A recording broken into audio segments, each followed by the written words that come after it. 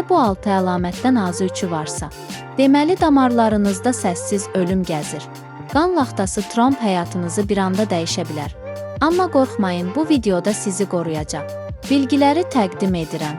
Videoya keçməzdən əvvəl mənim kanalıma abunə olub, bəyənməyi unutmayın ki, bu video daha çox insanın qarşısına çıxsın. Tromb qan laxtasının daha bərk formasıdır. Son illər qəfil ölümlərin əsas səbəblərindən biri də məhz damarlarımızda gizli yaranan tromblardır.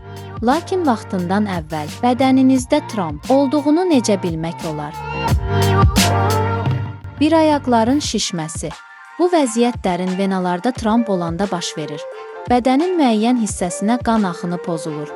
Qan dövranı pozulduğu üçün həyati vacib daxili orqanlar oksigenlə təmin olunmur. Nəticədə ayaqlar şişir. Bu trombun əsas əlamətlərindən biri hesab edilir. İki ayaqlarda ağrılar. Trombozun ümumi əlamətlərindən biri də ayaqlarda uyuşma, sanki qarışqa gəzməsi, iynə batma hissi və müntəzəm ağrılardır. Ona görə ayaqlarda istənilən şiş, ağrı, göyərmə baş verərsə diqqətli olun. Üçüncü, dəridə qəribə qırmızı xətlər. Göyərmə trombun əlamətidir. Bunu çoxları bilir. Amma qırmızı xətlər, sahələr və venalara paralel belə qızartılar. Adi dəri qızarması deyil. Bu göyərmədən də təhlükəlidir. Belə halda dərhal həkimə müraciət edin. Dördüncü yerdə döş qəfəsində dərin nəfəs alma zamanı ağrı. Əgər dərin nəfəs alıb verərkən sinədə ağırlıq, ağrı hissi varsa, bu o deməkdir ki, qatı qan kütlələri artıb. Ağciyərləri təmin edən iri damarlara doğru gedir. Bu əlamət ciddi təhlükədən xəbər verir. Yəni istənilən vaxt tromb nəfəsi tıxaya bilər.